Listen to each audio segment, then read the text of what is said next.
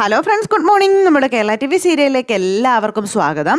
അങ്ങനെ എല്ലാവരും ഹരിക്ക് ജോലി കിട്ടിയതിൻ്റെതായ ആ ഒരു സന്തോഷത്തിലും ജോലിക്ക് ഹരി പോകുന്നില്ലെന്ന് പറഞ്ഞതിൻ്റെ സങ്കടത്തിലും ഒക്കെയാണ്. അങ്ങനെ സങ്കടപ്പെട്ടും സന്തോഷിച്ചും ഇവരെല്ലാവരും ഇരിക്കുന്ന സമയം ഹരിയെ നല്ലതുപോലെ നമ്മുടെ ദേവിയും ബാലനും കൂടെ അങ്ങ് ഉപദേശിച്ചു. അനിയത്തിമാർ രണ്ടുപേരും കൂടെ കാര്യങ്ങൾ പറഞ്ഞ് മനസ്സിലാക്കി കഴിഞ്ഞപ്പോഴേക്കും നമ്മുടെ ദേവിക്ക് മനസ്സിലായി ഇനിയും ഹരി ജോലിക്ക് പോകാതിരുന്നാൽ അതിൻ്റെ എല്ലാം പഴി അവരുടെ തലയിലാകുമെന്ന്. അതോടുകൂടി ദേവി ചെന്ന് ബാലനോട് കാര്യം പറഞ്ഞു. ഇത് കേട്ട് കഴിഞ്ഞപ്പോൾ ബാലന് മനസ്സിലായി അതാണ് ശരിയെന്ന്. പിന്നെ ബാലൻ അനിയനെ വിളിച്ചു നിർത്തി ഉപദേശങ്ങളും കാര്യങ്ങളുമായി, ജോലിക്ക് നീ പോകണം എന്നുള്ള കാര്യങ്ങളായി. അങ്ങനെ ഇവർ ആ ഒരു കാര്യമൊക്കെ പറഞ്ഞ് സംസാരിച്ചുകൊണ്ട് അങ്ങനെ എല്ലാം ഒത്തുതീർപ്പാക്കി. ഇത് കഴിഞ്ഞ് ദേവി ഹരിക്കും അപ്പൂനും അരികിൽ ചെന്ന് അവരുടേതായ സ്വകാര്യതകളിൽ തീരേണ്ട കാര്യങ്ങൾ അങ്ങനെ തീരണമെന്നൊക്കെ പറഞ്ഞു കൊടുക്കുക. അതെല്ലാം കഴിഞ്ഞ് ദേവി ഇങ്ങ് ഇറങ്ങി പോന്നു കേട്ടോ. അപ്പോൾ ദേവി ഇങ്ങ് പോരുകയും ചെയ്തു. ഇവർ രണ്ടുപേരും കൂടെ അവിടെ നിൽക്കുകയും ചെയ്യുന്നു. അങ്ങനെ ദേവി പറഞ്ഞനുസരിച്ച് ഇവർ രണ്ടുപേരും വാതിലടച്ച് കിടന്നു. പിന്നെ എല്ലാവരും നല്ല ഉറക്കത്തിലാണ്. അപ്പോൾ ദേവൂട്ടിയാണെങ്കിൽ നമ്മുടെ ദേവിയുടെയും ബാലൻ്റെയും കൂടെ വന്ന് കിടക്കുമ്പോൾ കൊച്ചിന് കഥയൊക്കെ കേൾക്കണമല്ലോ. അതിന് ദേവി കുഞ്ഞിനിങ്ങനെ കഥകൾ പറഞ്ഞു കൊടുത്തുകൊണ്ടിരിക്കുകയായിരുന്നു. അങ്ങനെ കഥയൊക്കെ പറഞ്ഞു കൊടുത്ത് അങ്ങനെ കുറേ നേരം അവരിങ്ങനെ വർത്തമാനമൊക്കെ പറഞ്ഞു. അത് കഴിഞ്ഞ് എല്ലാവരും കിടന്ന് നല്ല ഉറക്കം പിടിച്ചു. പാതിരാത്രിയായി. ഈ സമയത്താണ് പെട്ടെന്ന് വീട്ടിൽ ഒരു കോളിംഗ് ബെല്ലിൻ്റെ ശബ്ദം കേൾക്കുന്നത്. അപ്പോൾ കോളിംഗ് ബെല്ലിൻ്റെ ശബ്ദം കേട്ടപ്പോഴത്തേക്കും ദേവി ചാടി കണ്ണു തുറന്നു. അതുപോലെ അപ്പു കണ്ണു തുറന്നു, ഹരി കണ്ണു തുറന്നു, എല്ലാവരും കണ്ണു തുറന്നു. ദേവി അന്നേരം ബാലേട്ട ആരോ കോളിംഗ് ബെല്ല് അടിക്കുന്നെന്ന് പറഞ്ഞു. അപ്പോൾ ബാലൻ ആരോ കോളിംഗ് ബെല്ല് അടിക്കാനാണെന്ന് ചോദിച്ചു. അപ്പോൾ വീണ്ടും അടിച്ചു. വേഗം ദേവി ബാലേട്ട എന്നും പറഞ്ഞ് വിളിച്ചപ്പോഴേക്കും ബാലൻ ഇങ്ങനെ പതുക്കെ കണ്ണ് തുറന്നു വരും. അപ്പോൾ ഇത് ആരാണെന്ന് അറിയാൻ വേണ്ടിയിട്ട് ദേവി തന്നെ ആദ്യം എഴുന്നേറ്റ് ചെന്നു വാതിൽ തുറന്നപ്പോഴേക്കും വലിയൊരു ബാഗൊക്കെ തൂക്കി ഒരാൾ തിരിഞ്ഞു നിൽക്കുക. ഇതാരാണെന്ന് ഓർത്ത് ദേവി ഇങ്ങനെ നോക്കിയപ്പോൾ നിൽക്കുന്ന ആൾ തിരിഞ്ഞു നോക്കിയപ്പോൾ ആരാ? കണ്ണൻ. ഈ കണ്ണനെ കണ്ടപ്പോഴത്തേക്കും ദേവിയുടെ ആ ഉറക്കപ്പിച്ചൊക്കെ അങ്ങ് പോയിട്ട് ഭയങ്കര സന്തോഷം. കണ്ണാ, എടാ മോനെ എന്ന് പറഞ്ഞ് ഓടി ഇറങ്ങിച്ചെന്ന് കണ്ണനെ ഇങ്ങനെ കെട്ടിപ്പിടിക്കുകയൊക്കെ ചെയ്യുന്ന പോലെയൊക്കെ. പക്ഷെ അപ്പോഴും കണ്ണൻ്റെ മുഖത്തൊരു ഭാവമാറ്റവും ഇല്ല കേട്ടോ. കണ്ണൻ ഇങ്ങനെ ആ ഒരു ഇതായിട്ട് തന്നെ ഇങ്ങനെ നിൽക്കുന്നു. അപ്പം നീ ഇതെന്തൊരു കോലമാടാ മോനെ, നിന്റെ അപ്പടി കോലം കെട്ടുപോയല്ലോടാ എന്നൊക്കെ പറഞ്ഞുകൊണ്ട് ദേവി ഇങ്ങനെ ഭയങ്കര നീ കയറി അകത്തേക്ക് വാന്നും പറഞ്ഞുകൊണ്ട് ഇങ്ങനെ കണ്ണനെ അകത്തേക്ക് വിളിക്കുന്നു. അപ്പോൾ കണ്ണൻ എന്തോ ഒരു അന്യ വീട്ടിലേക്ക് കയറി വന്നൊരു ഭാവത്തിലാട്ടോ നിൽക്കുന്നത്. അപ്പോഴേക്കും എല്ലാവരും എഴുന്നേറ്റ് വന്നു. എല്ലാവരും ഇങ്ങനെ കണ്ണനെ കണ്ട ആ ഒരു ഇതിലിങ്ങനെ നിൽക്കുവാണ്. അപ്പോഴേക്കും ബാലേട്ടാ ഇതാരാ വന്നിരിക്കുന്നതെന്ന് തോന്നിക്കേ എന്നൊക്കെ പറഞ്ഞുകൊണ്ട് ദേവി ഇങ്ങനെ അവിടെ കിടന്ന് ഒച്ച വയ്ക്കുക. അപ്പോഴേക്കും എല്ലാവരും എഴുന്നേറ്റ് വന്നു. അപ്പോൾ ബാലൻ ഇറങ്ങി വന്ന് ആഹാ ഇതാരാ ഇതെന്നൊക്കെ ചോദിച്ച് ആ ഒരു ഒത്തിരി നാൾ കൂടി കാണുന്നതിൻ്റെതായ ഇതെന്താണ് മോനെ ഒരു മുന്നറിയിപ്പും ഇല്ലാതെ നീ ഇങ്ങ് ഓടി പോകുന്നതെന്നൊക്കെ ചോദിക്കുക. അങ്ങനെ എനിക്ക് ലീവ് കിട്ടിയതുകൊണ്ട് ഞാൻ പോകുന്നതാണെന്നൊക്കെ പറഞ്ഞു. അവിടെ ജോലിയൊക്കെ എങ്ങനെയുണ്ട്, നീ എങ്ങനെയാണ് വന്നേ, ഇങ്ങനെ ഓരോ കാര്യങ്ങളൊക്കെ ഇങ്ങനെ ബാലൻ ചോദിച്ചേ. അപ്പോഴേക്കും നമ്മുടെ അഞ്ജു ആണെങ്കിലും കണ്ണനുമായിട്ട് നല്ല കൂട്ടായിരുന്നല്ലോ. അഞ്ജുവും കണ്ണനോട് ഇങ്ങനെ ഓരോ വിശേഷങ്ങളൊക്കെ ചോദിക്കുക. പക്ഷെ അതിനൊന്നും ഈ കണ്ണൻ വ്യക്തമായിട്ടൊരു മറുപടി പറയുന്നില്ല. അതുപോലെ തന്നെ നമ്മുടെ ബാലനും എല്ലാ കാര്യങ്ങളും ഇതിനെ കിള്ളി ചോദിക്കുന്നുണ്ട്. പക്ഷെ ചോദിക്കുന്ന ചോദ്യങ്ങൾക്കൊന്നും വ്യക്തമായൊരു മറുപടി ഈ പറയണ കണ്ണൻ കൊടുക്കുന്നില്ല. കണ്ണൻ ഇങ്ങനെ മൂളി ഇങ്ങനെ നിൽക്കുക. അപ്പോൾ ഇത് അഞ്ജുവും ശ്രദ്ധിച്ചു, അപ്പുവും ശ്രദ്ധിച്ചു. അവരെല്ലാവരും ചോദിക്കുന്നതിനൊന്നും മറുപടി കൃത്യമായിട്ട് കണ്ണൻ കൊടുക്കുന്നില്ല. അപ്പോഴേക്കും ദേവി ചോദിച്ചു എന്തെങ്കിലും കഴിക്കാൻ വേണോ മോന്? വേണ്ട, ഞാൻ കഴിച്ചിട്ടാണ് വന്നതെന്ന് പറഞ്ഞു. എനിക്ക് എവിടെയെങ്കിലും ഒന്ന് കിടക്കണം എന്ന് പറഞ്ഞപ്പോൾ നിൻ്റെ മുറി തന്നെ എല്ലാം റെഡിയാക്കി ഇട്ടിട്ടുണ്ടെന്ന് പറഞ്ഞു. അതോ എൻ്റെ മുറി വേറെ ആരെങ്കിലും കൈയടക്കിയെന്ന് ചോദിച്ചപ്പം അതെന്താടാ, നിൻ്റെ മുറിയെ അങ്ങനെ തന്നെ കിടപ്പുണ്ട്, അതിനൊരു കുഴപ്പമില്ല, നീ ചെന്ന് നോക്കാൻ പറഞ്ഞു. അങ്ങനെ അവരിതേ കണ്ണൻ്റെ മുറിയിലേക്ക് കണ്ണനെ കൊണ്ടുപോകുക. അപ്പോൾ ഇനിയിപ്പോൾ വിശേഷങ്ങളൊക്കെ നാളെ ചോദിക്കാമെന്നും പറഞ്ഞുകൊണ്ട് ദേവി ഇങ്ങനെ ഭയങ്കരമായിട്ട് ആ ഒരു സ്നേഹപ്രകടനങ്ങളും അതുപോലെ തന്നെ ഒരു കരുതലും ഒക്കെ കണ്ണൻ്റെ കാര്യത്തിൽ കാണിക്കുക. പക്ഷേ കണ്ണൻ ഇതൊന്നും മനസ്സിലാക്കുന്ന രീതിയിലല്ല നിൽക്കുന്നത്.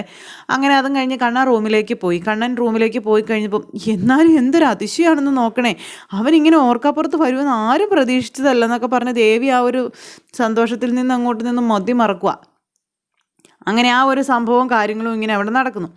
അത് കഴിഞ്ഞ് പിന്നെ എല്ലാവരും പോയി കിടന്നപ്പോഴത്തേക്കും എന്തൊക്കെയോ മാറ്റങ്ങൾ കണ്ണന് സംഭവിച്ചിട്ടുണ്ടെന്ന് നമ്മുടെ അഞ്ജു ഇങ്ങനെ സ്വയം മനസ്സിൽ പറയുക. അതും പറഞ്ഞ് അങ്ങ് പോയി.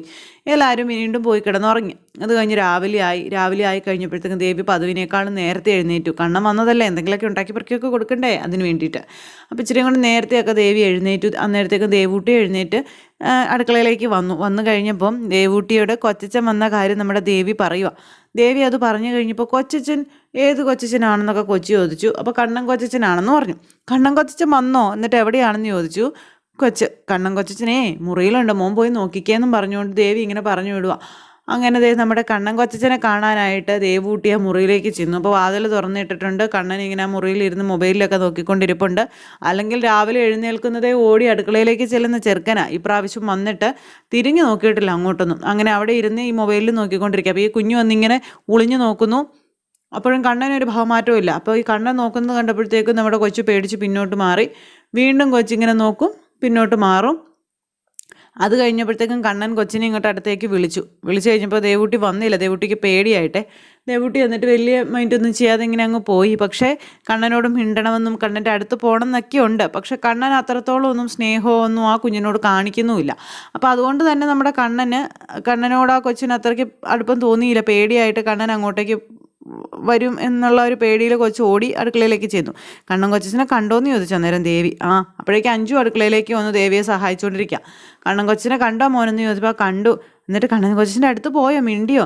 കണ്ണൻ കൊച്ചനെ ഒരു ദേഷ്യത്തോടു കൂടി എന്നെ നോക്കിയത്. അതെന്താ കണ്ണൻ കൊച്ചന് അങ്ങനെ? കണ്ണൻ കൊച്ചന് എന്താ പറ്റിയേ എന്നൊക്കെ ചോദിച്ചുകൊണ്ട് അങ്ങനെ നമ്മുടെ ദേവൂട്ടി ചോദിച്ചപ്പോൾ അങ്ങനെയൊന്നും ഇല്ല, മോൾക്ക് തോന്നിയതാ, അത് കണ്ണൻ കൊച്ചൻ മോളുടെ അരികിൽ വന്നോളും കേട്ടോ എന്നൊക്കെ പറഞ്ഞു. അത് കഴിഞ്ഞ് പിന്നെ ദേവൂട്ടി ഡ്രസ്സ് മാറാനും ഒരുങ്ങാനൊക്കെ ആയിട്ട് ദേവൂട്ടി അങ്ങ് പോയി, സ്കൂളിൽ പോകണമല്ലോ.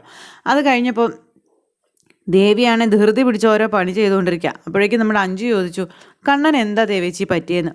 അവനെന്ത് പറ്റാൻ? അവനൊന്നും പറ്റിയില്ലല്ലോ, അവൻ റൂമിലിരിപ്പുണ്ട്. അല്ല ദേവേച്ചി, നമ്മുടെ കണ്ണനല്ല ഇപ്പോൾ, നമ്മുടെ കണ്ണൻ്റെ പഴയ സ്വഭാവമാണോ അവനിപ്പോൾ? അന്നേരം ദേവി ഇങ്ങനെ അഞ്ജുവിനെ നോക്കുക. ഇവിടുന്ന് പോയ കണ്ണനാണോ അവനെന്ന് ചോദിച്ചപ്പോൾ ശരിയാണെന്നുള്ളൊരിതിൽ ഇങ്ങനെ നമ്മുടെ ദേവി നോക്കി. കണ്ണൻ്റെ സ്വഭാവത്തിലൊക്കെ അടിമുടി മാറ്റങ്ങൾ വന്നിട്ടുണ്ട് ദേവേച്ചി. പണ്ട് ഉറക്കം എഴുന്നേറ്റാൽ ഉടനെ അവൻ അടുക്കളയിലായിരുന്നു ഇരിപ്പ്. പിന്നെ എല്ലാവരോടുമുള്ള ഇടപെടലും കാര്യങ്ങളും ഒക്കെ നിനക്കതൊക്കെ തോന്നുന്നതാണെന്ന് പറഞ്ഞു ദേവി. ഒരു തോന്നലും അല്ല. ബാലേട്ടൻ ചോദിച്ച ഓരോ ചോദ്യങ്ങൾക്കും അവൻ വ്യക്തമായ ഒരു മറുപടിയും കൊടുത്തില്ല. മുക്കിയും മൂളിയൊക്കെയല്ലേ മറുപടി കൊടുത്തത്. അപ്പോൾ പിന്നെ അവന് അത്രത്തോളം താല്പര്യമൊന്നും ഇല്ലെന്ന് എനിക്ക് തോന്നുന്നതെന്നൊക്കെ ഇങ്ങനെ പറഞ്ഞു, നമ്മളോട് ആരോടും സംസാരിക്കാനൊക്കെ ആയിട്ട്. അത് പിന്നെ അവൻ ഇന്നലെ മടുത്ത് ക്ഷീണിച്ച് തളർന്നു വന്നതിൻ്റെ ആയിരിക്കില്ലേ? നീ എന്താ ഇങ്ങനെയൊക്കെ പറയുന്നതെന്ന് ചോദിച്ചപ്പം അല്ല, എനിക്ക് തോന്നിയ കാര്യം ഞാൻ പറഞ്ഞതേ ഉള്ളൂ, അല്ലെങ്കിലും ഇളയ മോനോ എന്തെങ്കിലും പറയുന്നതൊന്നും ദേവേച്ചിക്ക് ഇഷ്ടമല്ലല്ലോ എന്നാ പറഞ്ഞ് അങ്ങനെ ദേവിയോട് ഓരോന്നും പറഞ്ഞുകൊണ്ട് അഞ്ജു ഇങ്ങനെ നിൽക്കുന്നു. ഈ സമയത്ത് അപ്പു അങ്ങോട്ടേക്ക് വന്നു. അപ്പുവിനോട് ഇവരിത് കാര്യം പറഞ്ഞു നമ്മുടെ അഞ്ജു. അപ്പോൾ അപ്പുവും പറഞ്ഞു അത് അങ്ങനെ തന്നെയാണ്, അവൻ്റെ സ്വഭാവത്തിൽ എന്തൊക്കെയോ മാറ്റങ്ങൾ സംഭവിച്ചിട്ടുണ്ടെന്നുള്ളത്. അത് കേട്ടപ്പോൾ ദേവിക്ക് വിഷമമായി. അത് കഴിഞ്ഞ് പിന്നെ എല്ലാവരും കണ്ണനോട് വിശേഷങ്ങളൊക്കെ ചോദിക്കാനായിട്ട് ആകാംക്ഷയോടെ കൂടിയിരിക്കുന്നു. പക്ഷേ കണ്ണനോ മുറിയിൽ നിന്ന് പുറത്തിറങ്ങുന്നുമില്ല, ആരോടും മിണ്ടുന്നുമില്ല. അങ്ങനെ കണ്ണൻ അതിനകത്ത് തന്നെ കയറി അങ്ങനെ ചടഞ്ഞു കൂടി ഇരിക്കുക. ഇതെല്ലാം കഴിഞ്ഞ് എല്ലാവരും കടകളിലേക്കൊക്കെ പോയി. അത് കഴിഞ്ഞ് കൊച്ചു സ്കൂളിൽ പോയി. പിന്നെ ഇവർ ഫുഡ് കഴിക്കാനായിട്ടിരിക്കുന്നു. കണ്ണനെ വിളിച്ചു, ഫുഡ് കഴിക്കാൻ വിളിച്ചു.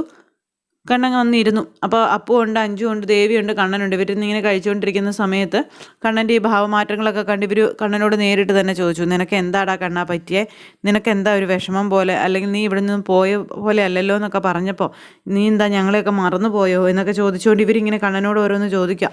അപ്പോൾ കണ്ണനോട് ഇതിങ്ങനെ ചോദിച്ചു കഴിഞ്ഞപ്പോൾ കണ്ണൻ പറഞ്ഞു, ഇത്രയും കാലം നമ്മളൊക്കെ വിചാരിച്ചുകൊണ്ടിരുന്നത് വെറും തെറ്റാണെന്ന് പറഞ്ഞു. അപ്പോൾ തെറ്റോ? എന്ത് തെറ്റ്? സ്നേഹത്തിനും ബന്ധത്തിനും അല്ലെങ്കിൽ കുടുംബത്തിനും ആ ഒരു സ്നേഹബന്ധങ്ങൾക്കൊക്കെ ഒരു വെറും പേപ്പർ തുണ്ടിൽ എഴുതി വലിച്ചു കീറിക്കളയുന്ന വിലയേ ഉള്ളൂ എന്ന് ഇത്രയും നാളത്തെ അനുഭവം കൊണ്ട് ഞാൻ പഠിച്ചു എന്നും പറഞ്ഞു ഭക്ഷണം കഴിക്കാതെ കാണാൻ അവിടെ നിന്ന് എഴുന്നേറ്റ് പോവുക. ഇത് കേട്ടപ്പോഴത്തേക്കും അനിയത്തിയും ചേച്ചിമാർ ഞെട്ടിപ്പോയി. അവരിങ്ങനെ അന്താളിച്ചിങ്ങനെ കണ്ണനെ നോക്കുക കേട്ടോ. അതെന്താടാ കണ്ണൻ നീ അങ്ങനെ പറഞ്ഞതെന്നുള്ളൊരിതിൽ. അപ്പോൾ എന്തായാലും സാന്ത്വനത്തെ തച്ചുടയ്ക്കാനായിട്ടാണ് നമ്മുടെ കണ്ണൻ്റെ വരവെന്നുള്ള കാര്യം അവർക്കും മനസ്സിലായി. കണ്ണൻ എന്തൊക്കെയോ മനസ്സിലെ രഹസ്യങ്ങൾ ഒളിപ്പിച്ചു വെച്ചുകൊണ്ടാണെന്ന്. അങ്ങനെ ദേവിയെയും മഞ്ജുവിനെയും അപ്പുവിനെയും തകർത്തുകൊണ്ടാണ് നമ്മുടെ കണ്ണൻ ആ ഒരു വാക്ക് അവിടെ പറഞ്ഞത്. അപ്പോൾ കണ്ണൻ്റെ മനസ്സിൽ ഇപ്പോൾ ഇവരാരും ഒരു പരിഗണനയായിട്ടില്ല. കണ്ണൻ്റെ മനസ്സിൽ ഇവർക്ക് ആർക്കും വലിയ സ്ഥാനമൊന്നും ഇല്ലെന്നുള്ള കാര്യം അവർക്കും മനസ്സിലായി. അപ്പോൾ ഇങ്ങനെ കണ്ണൻ ഈ രീതിയിൽ ചിന്തിക്കുകയും കൂടെ ചെയ്യുമ്പോൾ അപ്പുവിന് ഇനിയിപ്പോൾ ഹരിയെ ജോലിക്ക് പറഞ്ഞു വിടാനുള്ള ആ ഒരു വ്യഗ്രത കൂടുകയും ചെയ്യും. പക്ഷേ കണ്ണൻ എന്താണ് ഇങ്ങനെ പറഞ്ഞത് എന്നുള്ളത് അറിയണ്ടേ? അതറിയാതെ ഇവർക്ക് ആർക്കും ഒരു സമാധാനവും കിട്ടില്ല. കണ്ണൻ്റെ മനസ്സിൽ എന്താണ്, കണ്ണൻ എന്ത് ദുരൂഹതയും കൊണ്ടാണ് വന്നിരിക്കുന്നത്, എങ്ങനെ ഇവരെല്ലാവരും കണ്ണൻ അന്യരായിപ്പോയി, അങ്ങനെയൊക്കെയുള്ള 100 കൂട്ടം ചോദ്യങ്ങളും കാര്യങ്ങളും ഒക്കെയുണ്ട്. അപ്പോൾ കണ്ണനെക്കുറിച്ച് ഇങ്ങനെ ആരും ഇവർ പ്രതീക്ഷിച്ചില്ല. പോയതിനേക്കാൾ കൂടുതൽ സ്നേഹത്തോടെയും ആയിരിക്കും കണ്ണൻ തിരിച്ചു വരിക. കാരണം ഇത്രയും നാളും ഒറ്റപ്പെട്ട് ജീവിച്ചിട്ട്, ഇത്രയും നാൾ ഇവരുടെ ഒന്നും കൂട്ടുണ്ടായിരുന്നില്ലായിരുന്നിട്ട് ഇപ്പോൾ പെട്ടെന്ന് ഓടി വരുമ്പോൾ ഇവരെല്ലാവരെയും കണ്ണൻ സ്നേഹിക്കുമെന്ന് പ്രതീക്ഷിച്ച് ഇവർക്ക് തെറ്റിപ്പോയി. കണ്ണൻ ആ ദ്രോഹമാണ് ശരിക്കും ഇവരോട് ചെയ്തത്. അങ്ങനെ നാളുകൾ കൂടി വന്ന കണ്ണൻ സാന്ത്വനത്തിനോട് ആ ഒരു ദ്രോഹം കാണിക്കുന്നു. ഇതെല്ലാം കണ്ട് നെഞ്ചു പൊട്ടി നമ്മുടെ ദേവിയും അതുപോലെ അപ്പുവും ഒക്കെ കൂടെ ഇങ്ങനെ നിൽക്കുന്നു. ഇതിപ്പോൾ ദേവി ചെന്ന് ബാലനോട് പറയുമ്പോൾ ബാലൻ അതിനെപ്പറ്റിയുള്ള കാര്യങ്ങളൊക്കെ കണ്ണനോട് ചോദിക്കും. കണ്ണനോട് ചോദിച്ചാലും വ്യക്തമായൊരു മറുപടിയൊന്നും കണ്ണൻ്റെ ഭാഗത്തു നിന്നുണ്ടാകാനായിട്ടുള്ള യാതൊരു വഴിയുമില്ല. അപ്പോൾ അത്തരത്തിലൊക്കെയുള്ള ഒരു സൂപ്പർ ഹിറ്റ് വിശേഷങ്ങളൊക്കെ ആയിട്ടാണ് നമ്മുടെ കഥ വരുന്നത്. എല്ലാവരും കാത്തിരുന്ന് കാണണം. ആരും തന്നെ മിസ് ചെയ്ത് കളയരുത്. എല്ലാവർക്കും നല്ലൊരു ദിവസം ആശംസിച്ചുകൊണ്ട് നിർത്തുകയാണ്. നന്ദി. See you again. Take care. Bye by.